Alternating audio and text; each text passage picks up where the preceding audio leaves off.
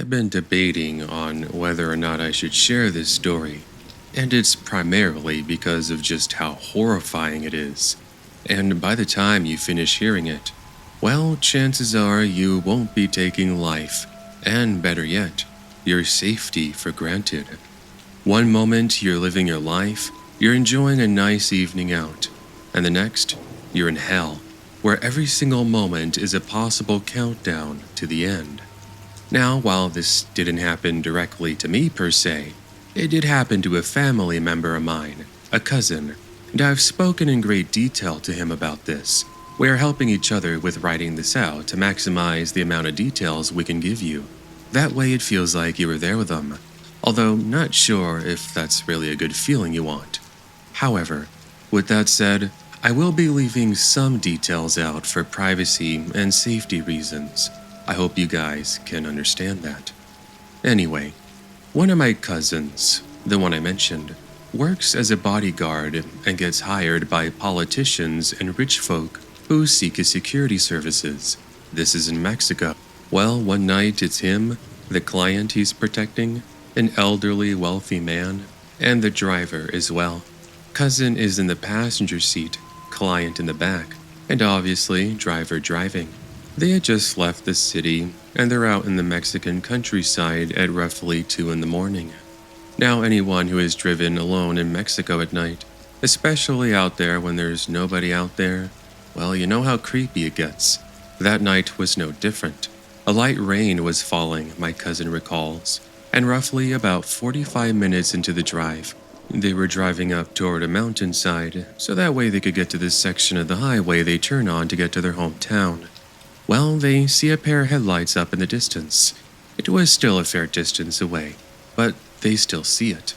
Well, assuming it's an oncoming vehicle approaching on the other side of the road, well, they don't really mind it too much. Well, once they get close enough, that one pair of headlights turns into 5, and suddenly they're blasted with a horrifying sight.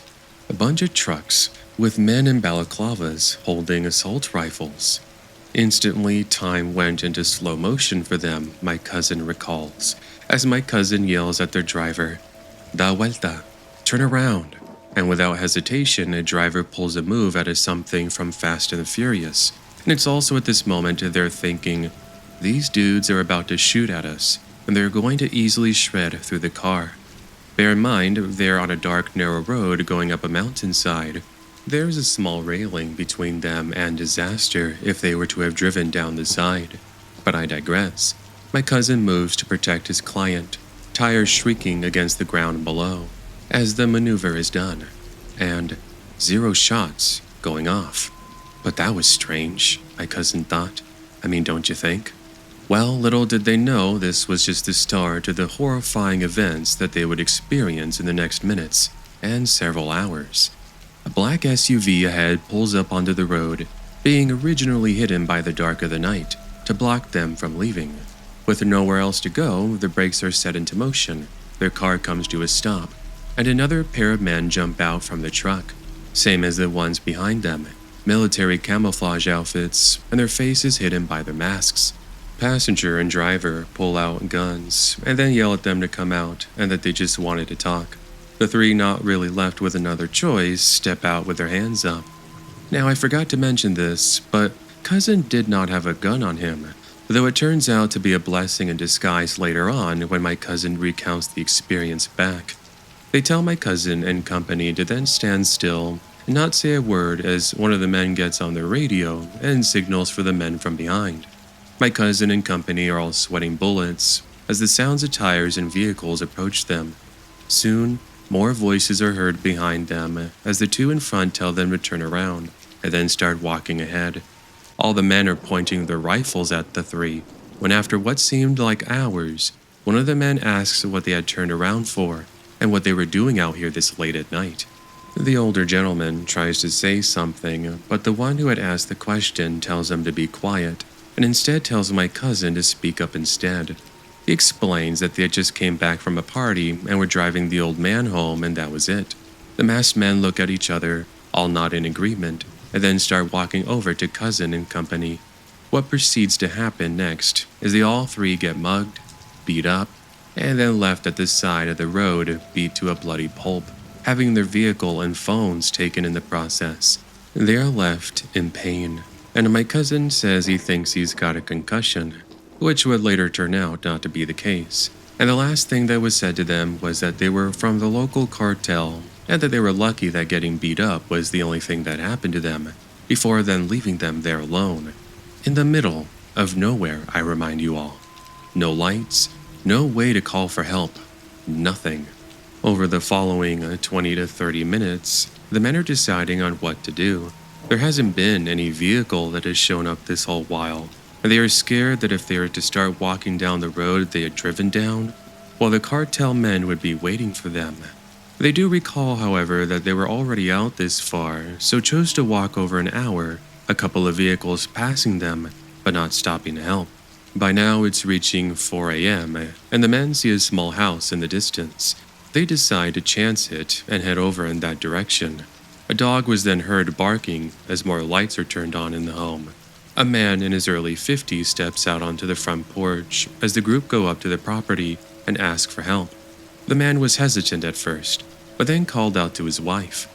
Needless to say, my cousin and company are thankful to be alive at this moment, as they explained what had just happened to them, just praying and hoping to God that they were finally safe. They helped them clean up, offering them some water and snacks, before then being driven back into town. They all made a full recovery and had spent days wondering on whether or not to go to the police and tell them about what happened. They ultimately chose to do so. However, my cousin says that the police really didn't seem to take things too seriously, even with all the scars and bruises. They told my cousin they would look into it, but they never heard anything back. Their car would later be found burned and destroyed at the side of a country road. Nothing else was ever updated on that part. As for why my cousin is thankful he didn't have the gun, my cousin believes that if they had seen my cousin had a gun, they would have most likely shot him dead, as they would have seen him as a threat. At least that's what he and I believe. Nevertheless, this is just one of the many stories my cousin has experienced.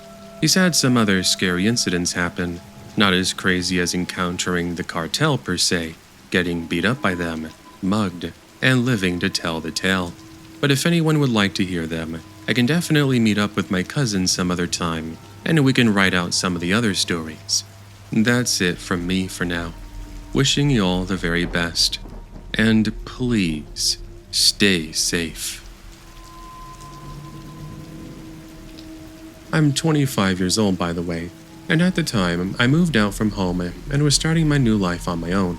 I ended up moving into a townhouse while living in another state, and my sister ended up applying to a university near me. You see, the thing is, she really didn't want to stay on her own, so I offered her to stay with me whenever she felt like it. That way it would be a great way for her to save money and not really have to worry about strangers. I really didn't mind it too much anyway. After all, she would be keeping me company. Anyway, for the past, I want to say, day or so, my sister had been sick, and she hadn't really been feeling too well on this cold and rainy night. So I decided to go to the local pharmacy and get her some medicine. We'd actually just gone to the doctor in the daytime. However, I ended up forgetting to pick up one of the medications, so now I had to go get it, since my sister was in no condition to go do so. I should quickly describe myself and my area.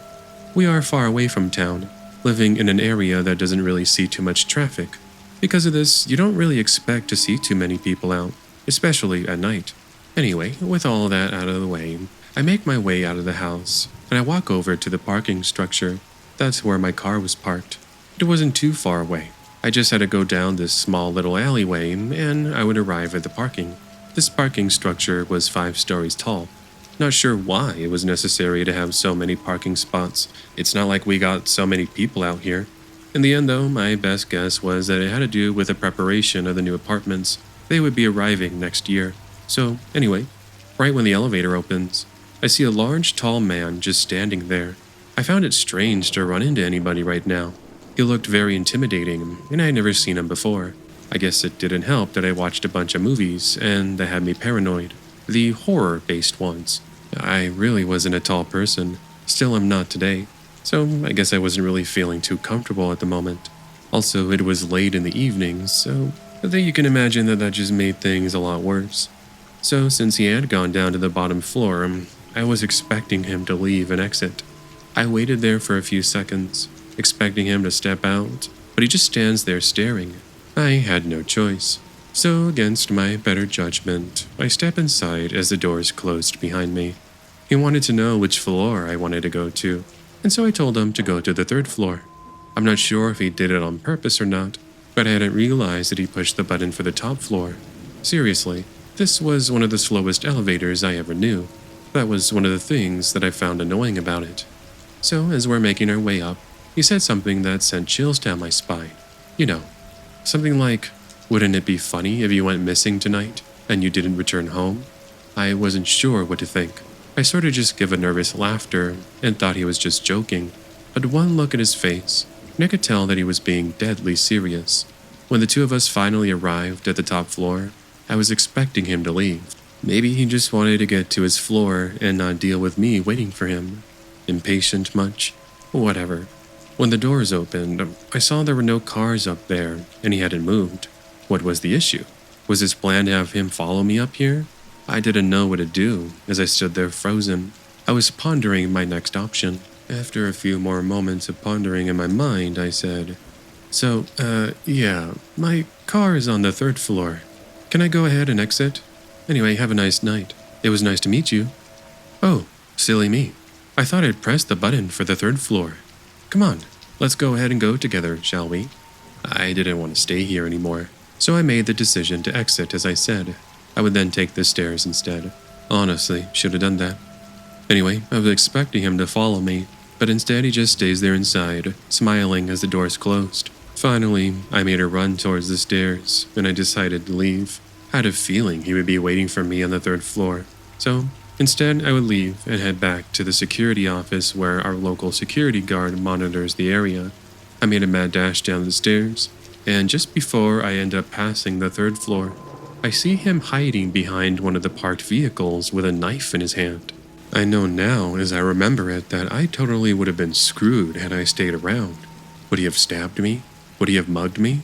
Or would he have done both? Who knows? So, anyway, I go to the security office, and I think I might have surprised them because I explained to them what had happened, and one of them gets on the phone and calls police. I watched as they arrived minutes later, and they want to know where I last saw him. They tell me they have been searching for somebody similar, and they were supposed to be dangerous. Well, by the description I gave them, they were pretty confident it was him. They didn't turn on the sirens as not to startle him, and so they slowly made their way up there.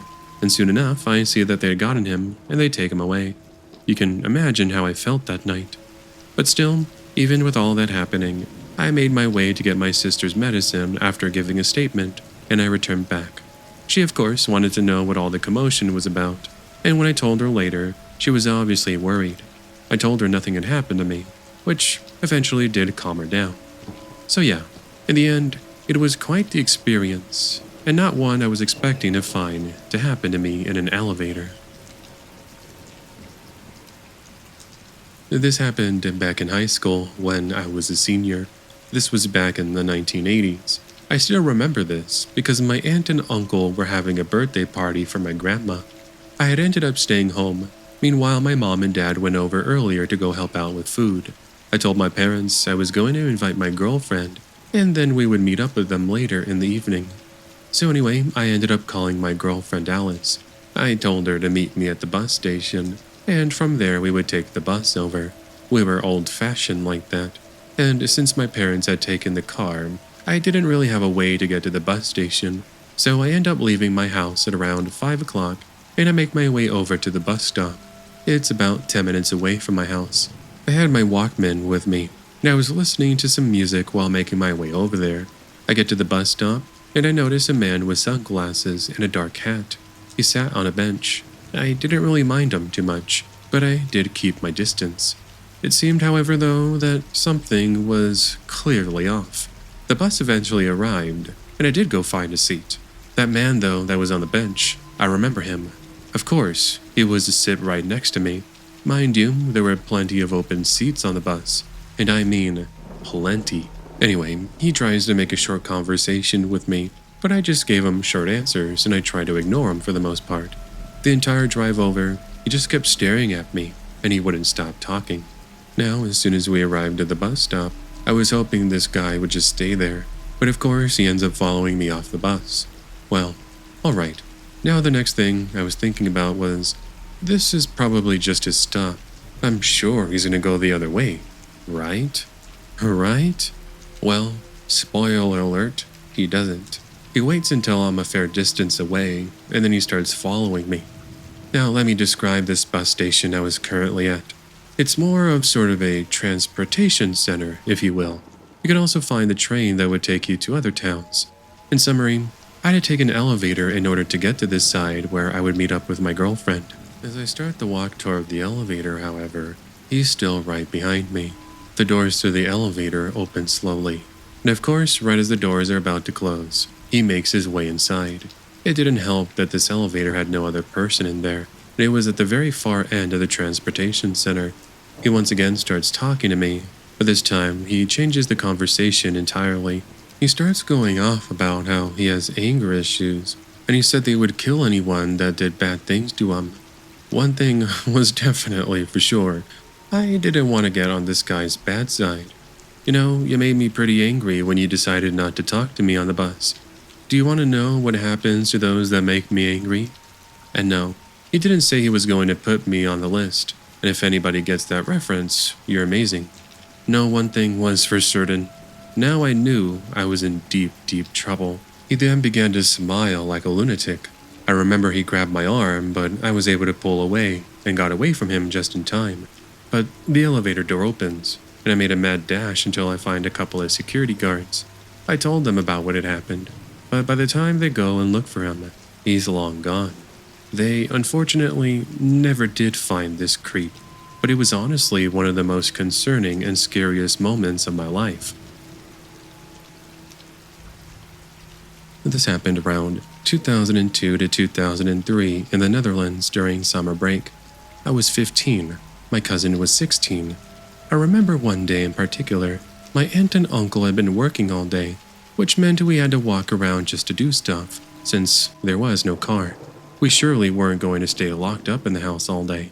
So my cousin, being my guide, let me all around town. We went to the mall, went out to go eat, and last but certainly not least, spent time at a local park. It's here at the park we sat on top of a hill, watching the sunset go down, and also eating some ice cream. Hey, is that a cemetery over there? I questioned my cousin as I pointed out a series of gravestones and small tombs that were previously hidden by the tree line. Sure it is. Did you want to go and check it out? It's pretty old. It's supposed to be haunted. Gosh, I wish I wouldn't have noticed it. I'm a big chicken when it comes to spooky places like cemeteries. And even now, as an adult, I still am. My cousin insisted we go, and I eventually caved in. So we went to go throw our ice cream wrappers in the trash, and then made the 10-minute walk over to the cemetery heading through the woods. When we arrived, it was completely empty. Go figure. And it was almost dark as expected. I ended up screaming like a little girl when I heard a bunch of birds suddenly take off, which my cousin made fun of me for. Anyway, with me holding onto my cousin's arm, we took about 10 minutes admiring its history, seeing if we could find the oldest grave here. We found one.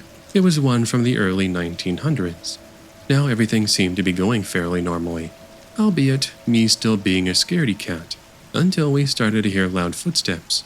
It surely was not my cousin, as she was standing right next to me. Out of nowhere, we see a man running out from the cover of trees heading in our direction. It was very strange.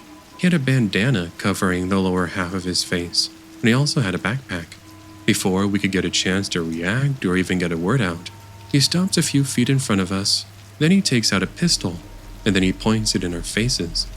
Don't tell anyone you saw me, understood? Or you'll be sorry. Then just like that, he runs off without saying another word. Now if you thought I was freaking out internally, you should have seen my so-called brave, nothing scares me cousin. Not only was her face completely pale, but I had to catch her as she passed out from complete fear. It took her about 10 seconds to come back to. All the while I'm just hoping the man doesn't return to finish the job of silencing us. What happened? Where's the man? He's gone. Are you okay? I calmly replied to her, trying my best to keep my composure. Finally, I helped her up, and we made our way out of the cemetery. When we made it about halfway out of the forest that leads you here, we were suddenly startled by a series of flashlights. It was the police, 5 of them. They see my cousin and I and ask us if we had seen a man with a green backpack, red bandana, and black jeans and a sweater. We told them that he had just passed us not too long ago, and soon after, one of the officers escorts us back to the park, while the other 4 go and chase him. Needless to say, we didn't hear whether or not they caught him until a few nights later on the local news. It turned out somebody had robbed a jewelry store and it was considered highly armed and dangerous. When they showed the mugshot, we knew instantly it was the same man. Sure, we couldn't see the lower half of his face, but there was no mistaking his blue menacing eyes and the scar on his upper right cheek. All I wanted was pizza. Seriously, that's all I wanted. I'm referring to the title of my story. Now, I did get the pizza eventually, but it seemed that a creepy coincidence would take place beforehand, as you're about to hear. This one is pretty old, by the way. I was roughly 12 or 13, and this was in the mid-2000s. One night I had been home alone, waiting for my parents to get back, as they had gone to a wedding. So with nothing but video games and my pit bull keeping me company, I decided to order a pizza from Domino's. The summary of the phone call is that they'll send the pizza out in about 30 minutes. Well, those 30 minutes go by, and there hasn't been a sign of the pizza delivery driver. I called the shop once again, and they apologized, saying that they were experiencing a huge demand. If I remember correctly, it was because of a football game on TV. As I explained my frustration, I heard a knock at the front door. "Sorry, I think the pizza's here. I'm gonna go get it." I then head toward the door, excited to get my hands on some cheesy goodness. However, waiting for me on the front porch isn't a pizza delivery driver, but instead it was a man in a ski mask of all things. He had the largest knife I'd ever seen in my life. That sight immediately sent chills down my spine, and I went into a panicked frenzy and I go to close the door. However, he manages to put his boot down before I close the door. I run over to my pit bull Rocky as the man yells at me to come back. Rocky was seriously overprotective, and without having to say go get him or anything of that nature, he charges at this dude as the potential burglar then does a complete 180 and runs out of the house. Rocky gives chase, but he does eventually stop on my front porch. Meanwhile, I watch the masked man jump over into a neighboring backyard. At this point, all the adrenaline started to pump in my blood, so I head over to the kitchen and I grab the phone. When police got there, they set up a search area, but unfortunately the masked man had gotten away. As for the pizza, it did arrive shortly after police officers got there, and the pizza delivery driver was just as confused and shocked as I was. Nevertheless, our neighborhood was put on watch, and fast forward a few weeks later, and there's a story in the news. A home in the neighboring city was broken into by a man with a knife and a ski mask, similar to my situation. Same thing happened. Someone knocked on the door late at night, and he forcefully entered with said knife. However, the burglar had no idea that the old man who lived in that home was a U.S. veteran, and he had held the robber in his home with one of those old-fashioned Thompson submachine guns as he was cleaning it in his living room. When I saw this story in the news, I had a good laugh because justice was served. Now, I'm not too sure whether or not it was the same masked man, but we never heard of any more masked burglars again, so it's safe to assume it was the same guy. For reference, I'm a female, 18 years old, and this occurred in Mexico. Now that you have a basic understanding of me and the location, allow me to describe why I was in Mexico to begin with. Ever heard of Dia de los Muertos? It's an annual tradition in Mexico where we celebrate the life and honor of family members who have passed on. If you've ever seen the movie Coco, you'll get a basic understanding of it. It essentially replaces Halloween here in Mexico. Anyway, I'd arrived into Mexico a couple of days before Dia de los Muertos to help my abuelita and my tia prepare food and decorations. This year, we were going to celebrate the life and honor of my grandfather, Papa Ernesto, by preparing pozole. It's essentially a traditional plate here consisting of corn with beef or pork. Now that I've gotten your taste buds tingling, let me get into the evening in question. By the way, this is not a paranormal story, so I apologize ahead of time if that's what you were looking for. Also, I will be using the word panteon a bit. It's essentially what we call a cemetery here. Anyway, after the typical 3-day celebration, I wanted to go back to the panteon to give one final farewell to my grandfather, as I was returning back to Texas the following evening. Unfortunately, I made the mistake of going by myself, and late in the night, around 11 p.m. Yeah, don't do that. Another quick note to mention, this is one of those pantheons that are open until midnight. In case you're wondering why I went in so late, it's because we had a huge party that whole day, and this was the only opportunity I had to get out. Plus, I will admit, I love the spooky and scary locations, and what better way than head to the cemetery? When I arrived, the 2 security guards who were standing outside told me I had less than an hour, as they would soon have to make their way around and tell everybody to leave. That was okay. I was just going to drop off some flowers, talk with my grandpa a bit, and then leave. And now enter the cemetery, which I haven't even told you how large it is.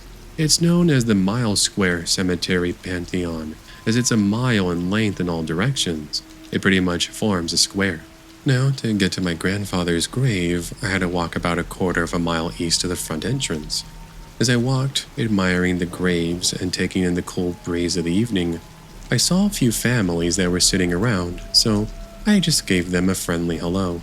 A few rows from my grandfather's section, 2 men stumbled down one of the aisles, and one of them actually bumped into me, causing me to lose my balance. Now, you would think they would have apologized, but nah. That did not happen. Instead, they took it as an opportunity to flirt with me. Pretty much they went on to ask what a pretty girl like me was doing out at this time of night, and if I wanted to go out and party with them. I'm talking about men who were old enough to be my dad, at least late 40s and early 50s. But that's not all I noticed. They reeked, and I'm not talking about from a lack of showering. Instead, the smell and musk they gave off was the kind from someone who had been out drinking a lot. That would explain their talking, which was all over the place, as well as them stumbling around.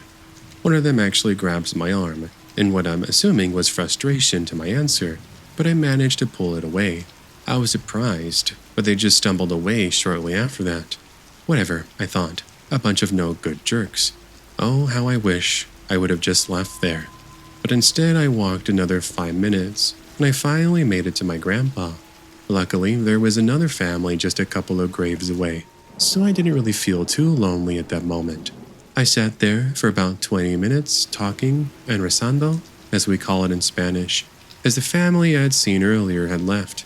I lose track of time, because when I looked at my phone, I noticed it was already 11:55 p.m. I needed to leave, as the security guards were most likely already beginning their rounds around the Pantheon. With that, I gave my grandfather farewells, but when I got up, I heard shuffling of footsteps. Oi, ¿quién anda por ahí? Or translated into English, hey, who's there? I don't get a response, so I assumed I had just been hearing the wind. I start making my way back to the entrance when I could clearly hear people whispering.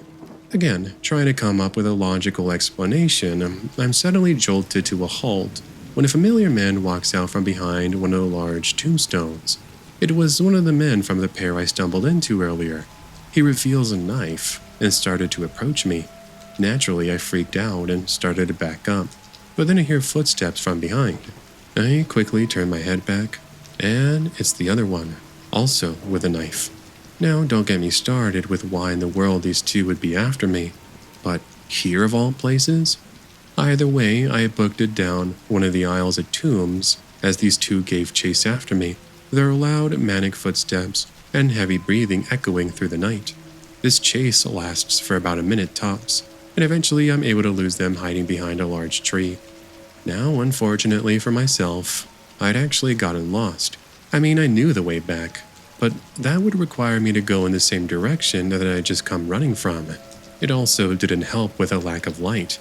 I waited for about 3 minutes as the two searched the area.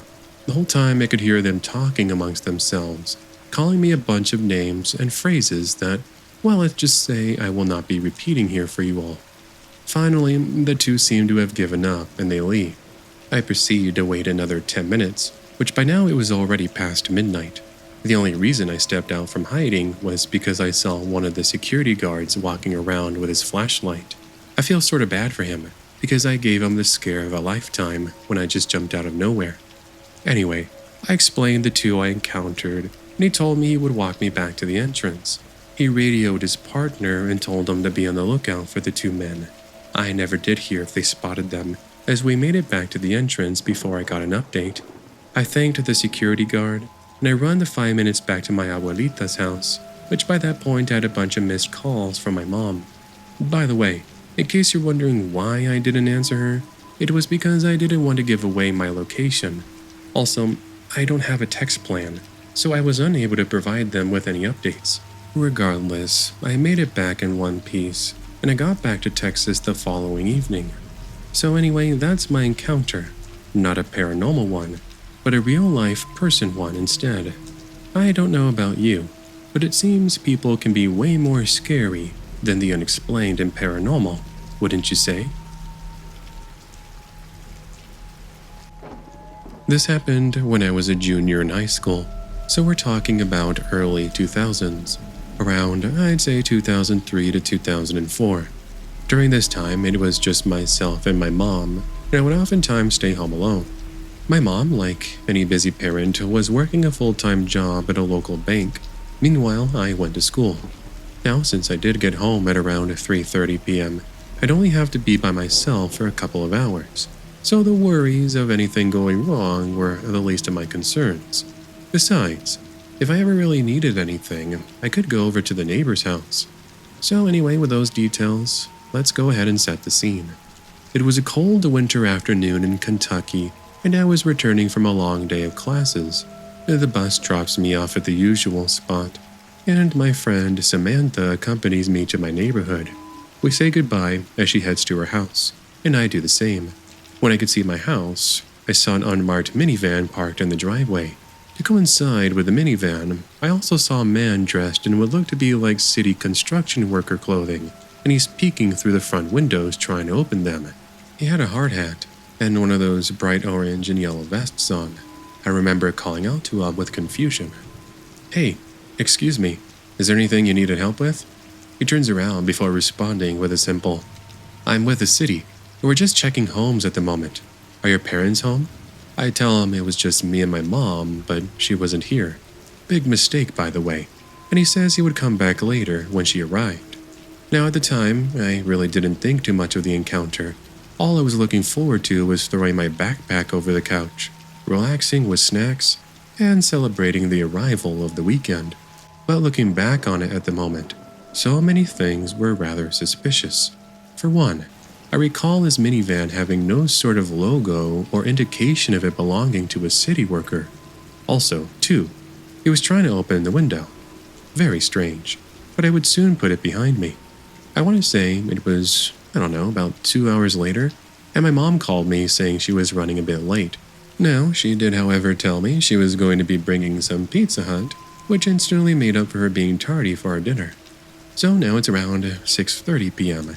It's dark outside, and I was in my upstairs room drawing or something.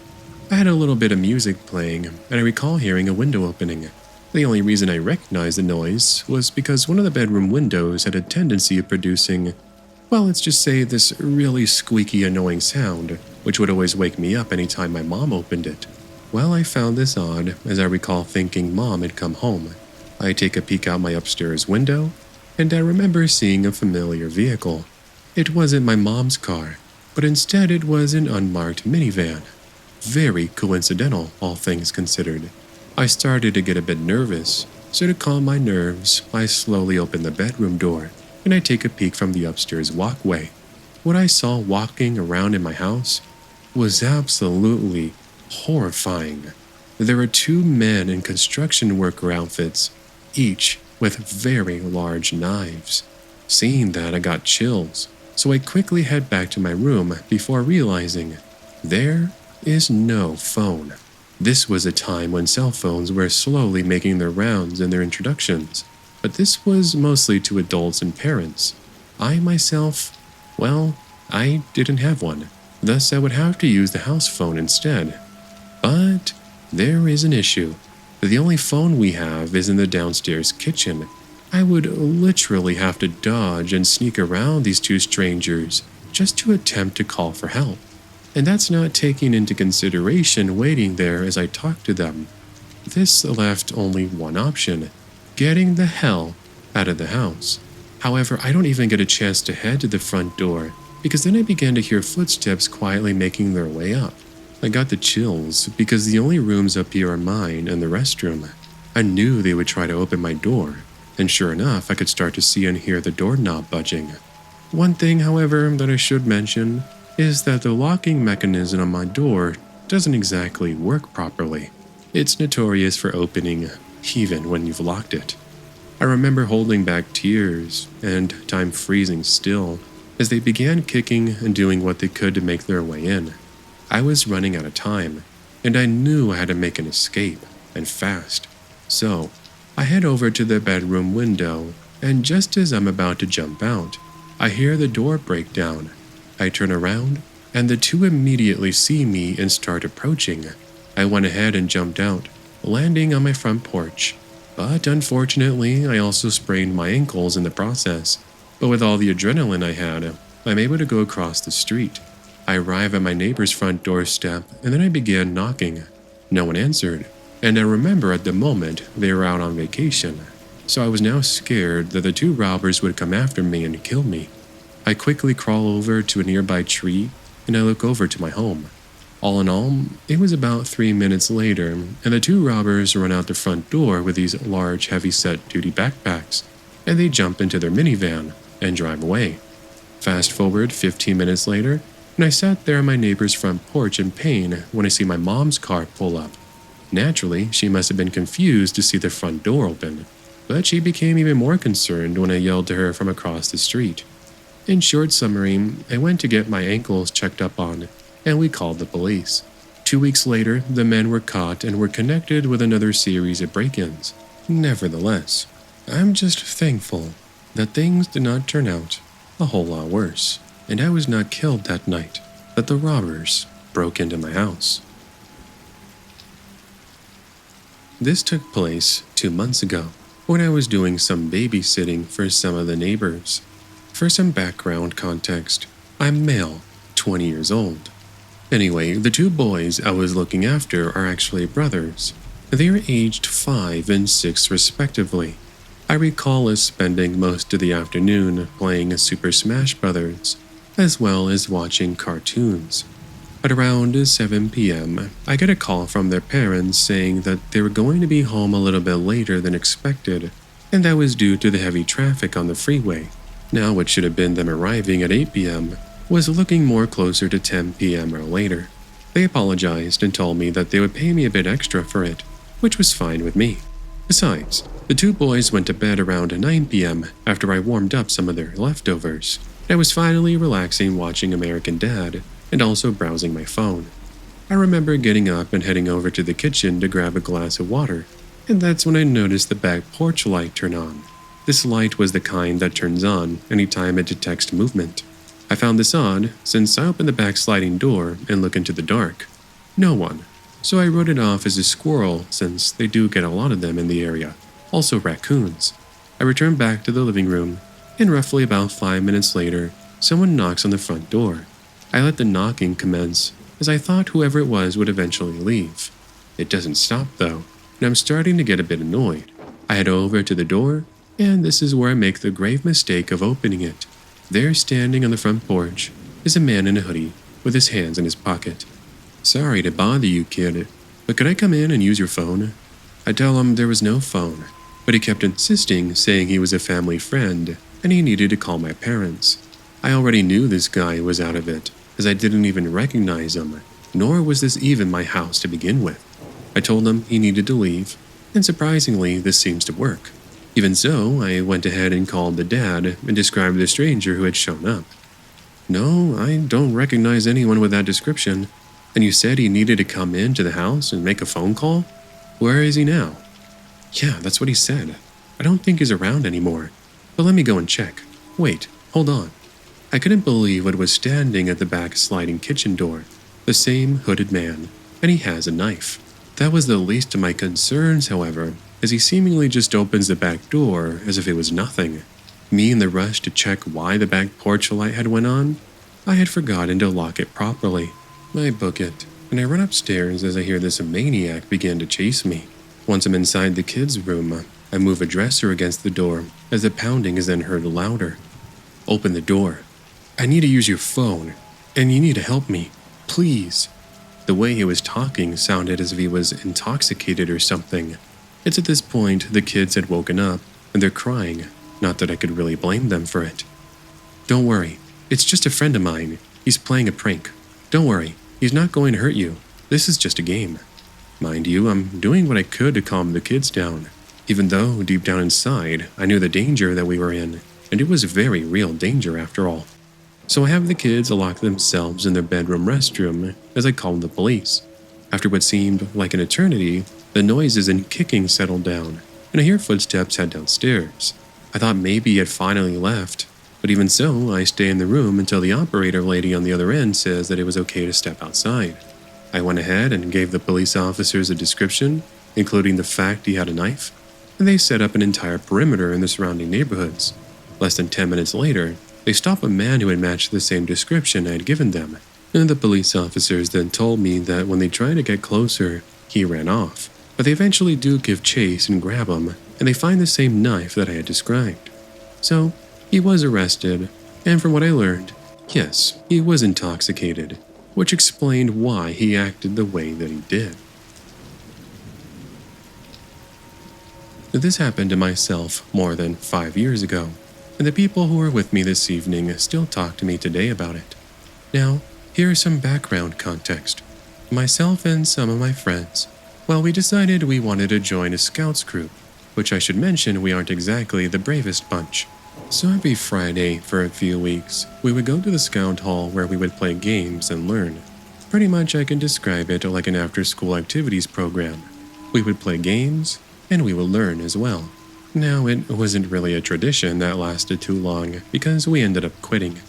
You see, we found out that there was a graveyard that was quite close to the scout hall. Every single Halloween, that so happened to land on a Friday night, the entire group of scouts would head down there and break in. As I write this up, I can definitely tell you that counts as trespassing, which is what I find so bizarre about this activity. Why would these so-called honest kids encourage that?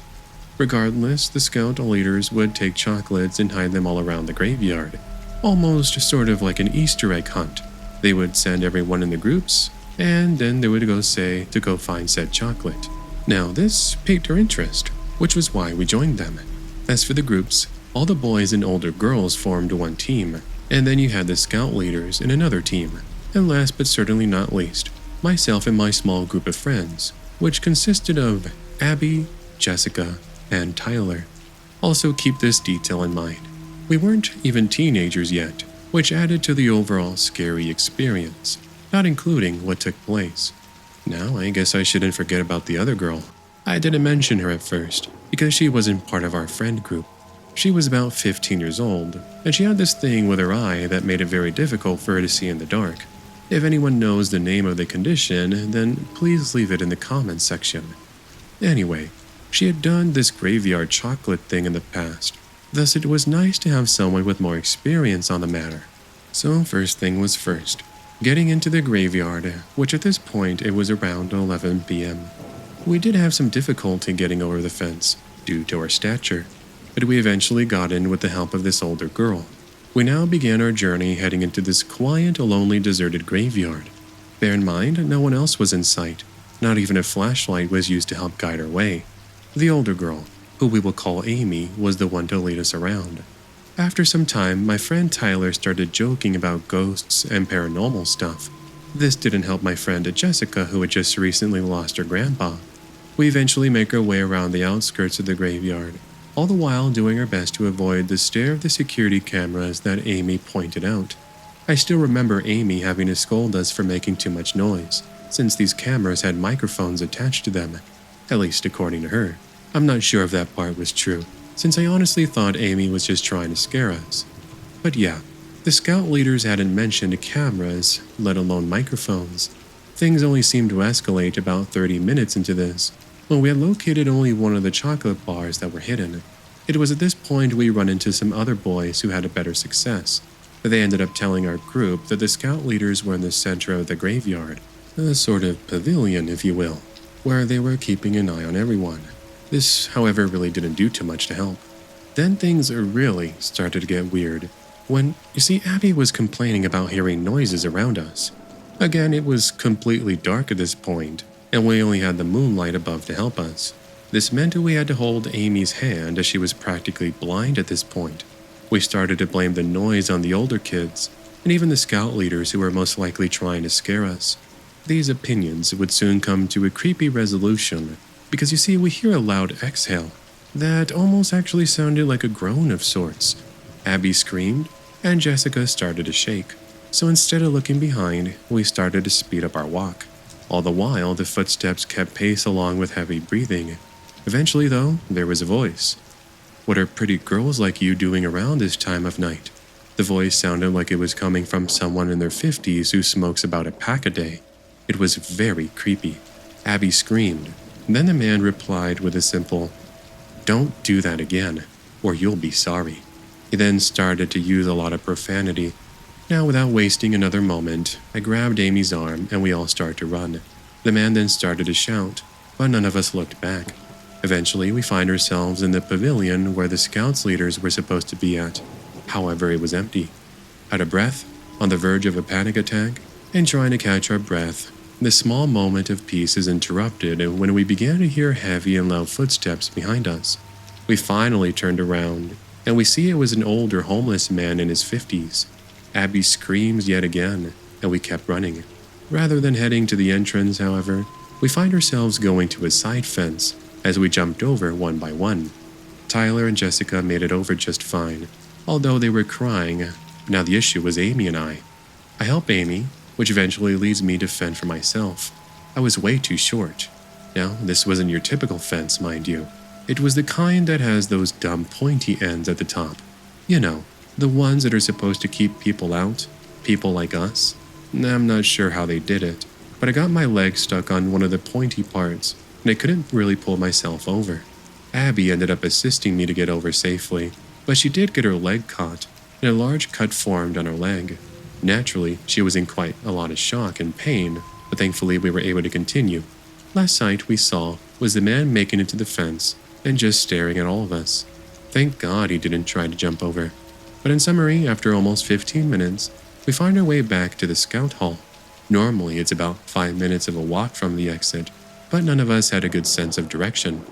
Now, let me just say, none of us wanted to return to the scouts after that incident, and many of us refused to go anywhere near graveyards. We never did see Amy after that night, and Abby still has the large scar from the fence. Now, yes, sadly, we never did tell the police about it, mostly because we were scared we would get in trouble for trespassing.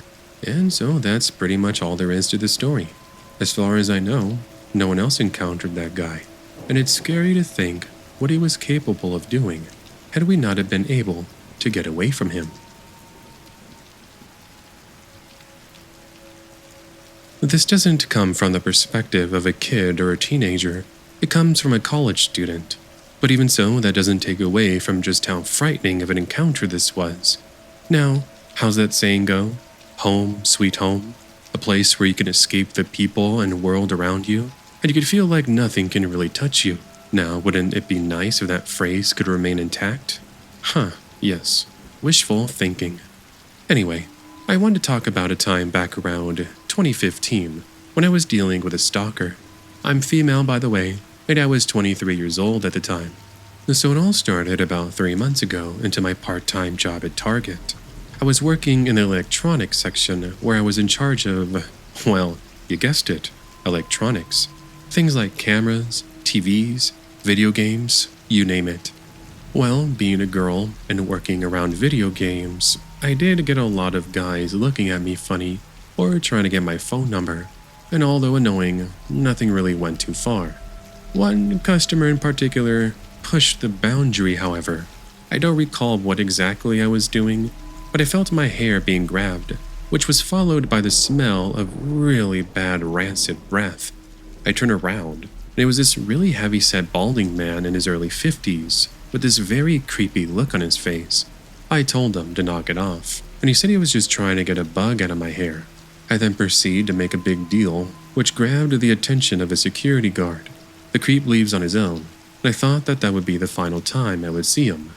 However, over the coming weeks, he would show up to the store, but instead of coming up to me, he would just walk around in the electronics section, occasionally walking up to the counter, but never actually really saying anything. One time, I even caught him trying to break into my car, but by the time police arrived, he was already gone. Now, I did mention at the beginning of this recollection I was home alone when something happened, and trust me, I'm getting there. I just wanted to go ahead and give you some details leading up to the event. So it was a day off from work, and I'm there in my apartment with my German Shepherd, Mia. It's around, I'd say, 11 p.m., and I'd stepped into the shower.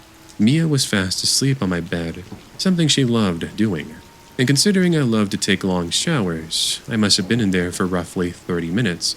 That's when I heard the front door open. Now, I do actually have a roommate, who in this story we'll refer to as Chloe, but she was working late. This is what I found very odd about the whole thing, because the only person with the key to my house was myself and Chloe. Thinking Chloe had arrived early, I ignore it, thinking she would go ahead and text me. I look over to my phone, but there's no text messages. 5 minutes pass, and still nothing. I was now starting to get a bit suspicious, and it didn't help that Mia was whining. So I grabbed my bathrobe, quickly put it on, and head to the bedroom door to let Mia out. However, I don't even get a second to respond, because standing in the hallway in front of me was the man from Target.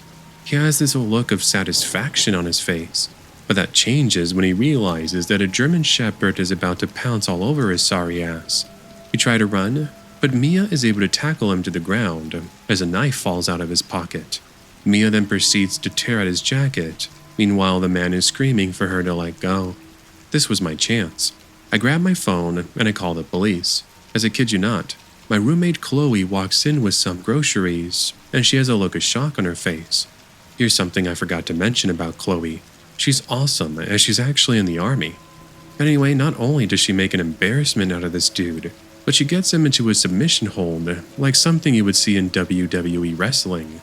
It was at this point that the two of the neighbors, college football players by the way, walked over when they heard the commotion, and they were able to subdue him along with Chloe until campus police arrived. Needless to say, he later confessed he had fallen in love with me and said that we were meant for each other. He managed to find out where I lived and then broke in using a lockpick. He, however, had no idea what was waiting for him on the other side of those doors.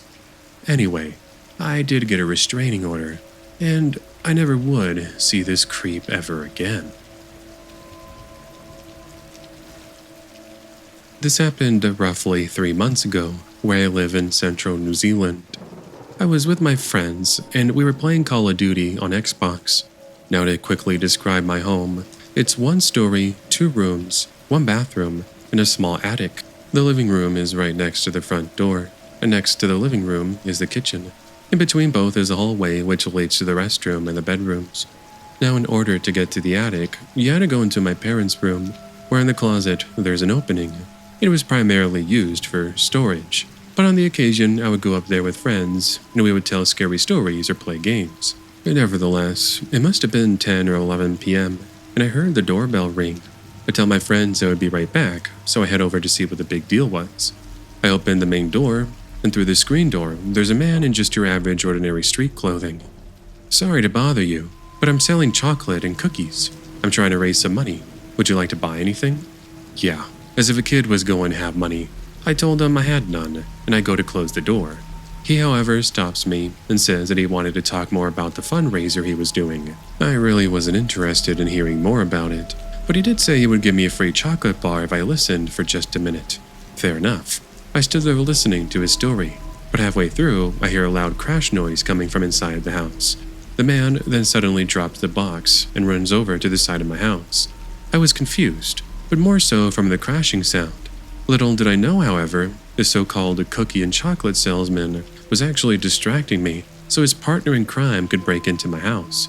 From the living room, I could see a whole bunch of broken glass, which was followed by two figures entering the home with a large crowbar. And I realized the house was being robbed, so I do the only thing I could think of. I start booking it toward the attic, but that's not before I heard both of the robbers yell at me to stop. But that wasn't happening. I run into my parents' bedroom, I lock the door, then I go into the attic, where I must have been waiting for easily 10 minutes for police to arrive. While I waited for their arrival, they broke into my parents' room, and I heard them say something like, "Where'd that kid go?" Who cares? Let's just grab what we can and leave, quick. Obviously, that wasn't word per word, but they pretty much said something along those lines. Oh yeah, I should also mention that they also said something along the lines of, "We don't want to hurt you." So, thanks, I guess. Although, could I really believe them?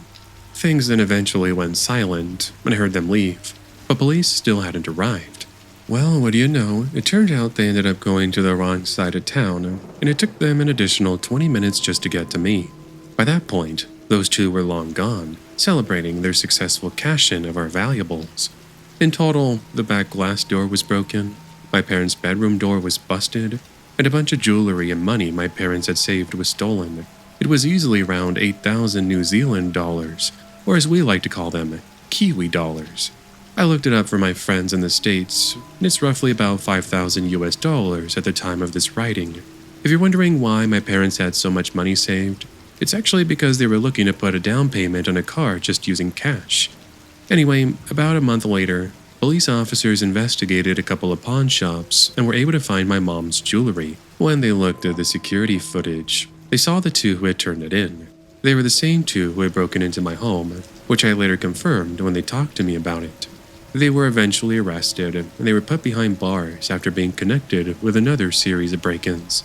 Though we never did get the cash back, my mom did get her jewelry back, which to her was the most important. You see, the jewelry belonged to my late grandmother, my mom's mom, so you can understand why it was so valuable to her, and she was happy to get it back.